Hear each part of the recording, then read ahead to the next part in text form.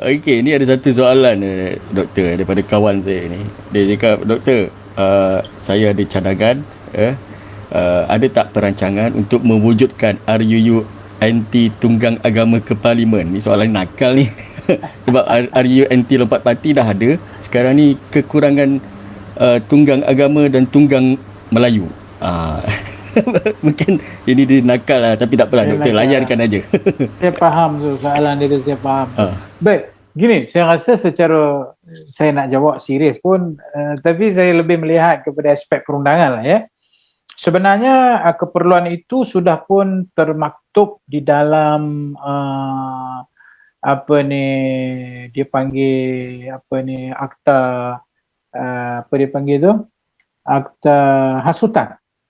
Ya, sudah termaktub di dalam akta hasutan, iaitu mereka yang menggunakan sentimen bagi menaikkan kemarahan di kalangan rakyat boleh dianggap satu jenayah yang boleh dikenakan denda dari segi dia menimbulkan perasaan tidak senang, dia menimbulkan perasaan membenci dan boleh membawa kepada permusuhan, dan lebih teruk boleh jadi kerana itu boleh jadi satu perbalahan sebagainya. Sebenarnya akta itu duduk di peruntukan itu duduk dalam akta hasutan, dia duduk dalam akta Suruhanjaya Komunikasi dan Multimedia, dia duduk dalam akta polis ya. Semua itu ada akta jenayah ya. Semua itu ada di dalam secara tersirat, Zaid ya, secara tersirat. Walaupun saya antara orang yang memperjuangkan sejak saya jadi ahli parlimen pada tahun 2013 lagi, saya jadi 2008, tapi saya mula memperjuangkan 2013 tu, satu akta yang saya namakan Akta Kebencian Kaum dan Agama. Zaid. Akta Kebencian Kaum dan Agama ini secara khusus menangani soalan yang dibawa oleh sahabat kita ini. Taklah nama dia RUU Tunggang Agama dan Kaum, tak adalah. Tapi RUU dia itu dinamakan sebagai Akta Kebencian Kaum dan Agama. Diluluskan?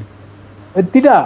Waktu itu saya pembangkang, saya bawa benda ini tapi tak pernah dapat apa-apa persetujuan di parlimen untuk dibentangkan, walaupun saya advocate benda itu supaya ada satu akta khusus terhadap isu tersebut.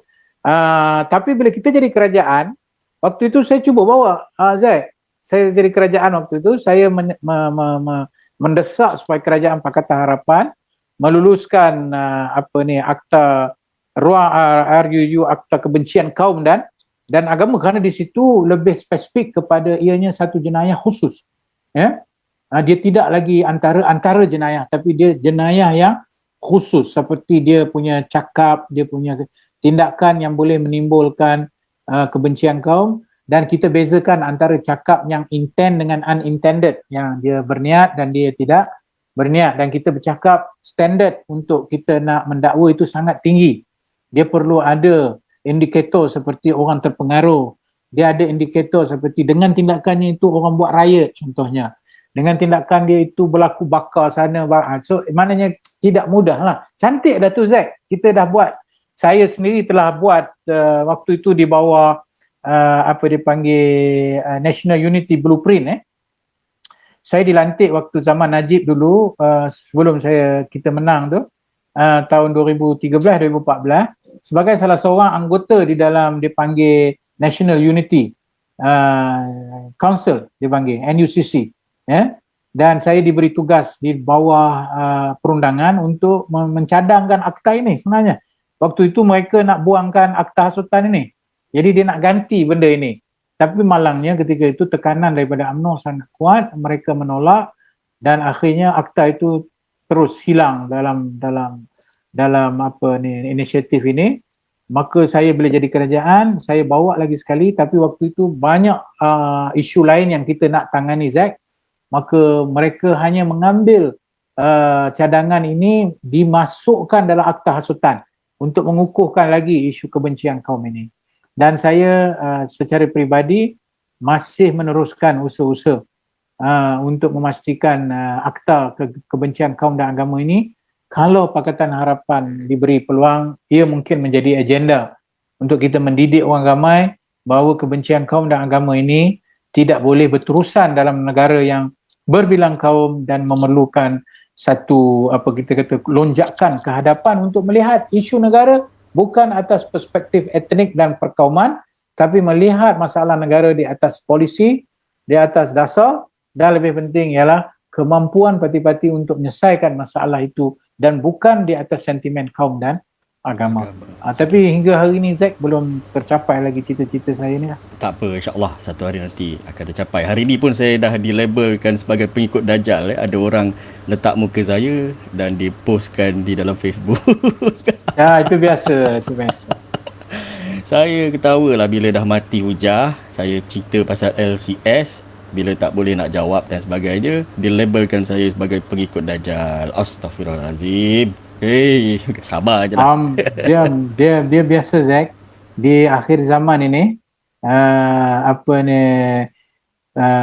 orang Nabi kata orang melihat yarul muhsin musi, orang yang baik dilihat jahat, wa yarul musiul muhsin, orang yang jahat dilihat baik. So relax Zack, orang kata apa dengan benda baik yang kita bawa ni, kita kena yakin bahawa apa yang kita bercakap itu the truth hurts, orang putih kata kan.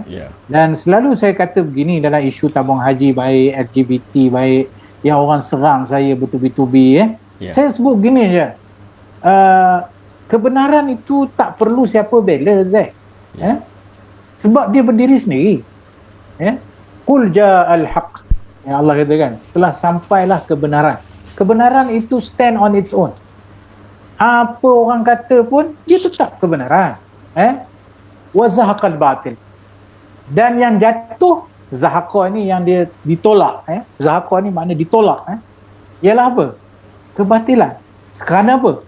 Kebatilan, fitnah, pembohongan, skandal, scam, dia tak dapat berdiri sendiri. Sebab itu orang-orang yang buat lukis gambar Zack Dajjal, orang-orang yang lukis gambar saya sokong LGBT, orang lukis gambar saya jual tabung haji sebagainya, sebab itu dia memerlukan, sebab benda tak betul. Jadi dia memerlukan sentimen itu kerana ketidakbenaran benda itu.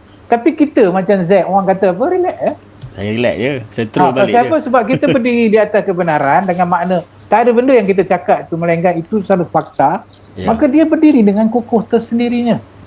Dan Allah akhirnya akan membantu hamba-hambanya untuk dia tunjuklah nanti satu itu yang kata afala tatazakkarun, kamu tak fikir ke? Afala taqilun, kamu tak nampak ke? Bila cerita buat Melayu, tengok-tengok order kapal tak sampai, yang buat kerja tu siapa? Melayu contohnya kan.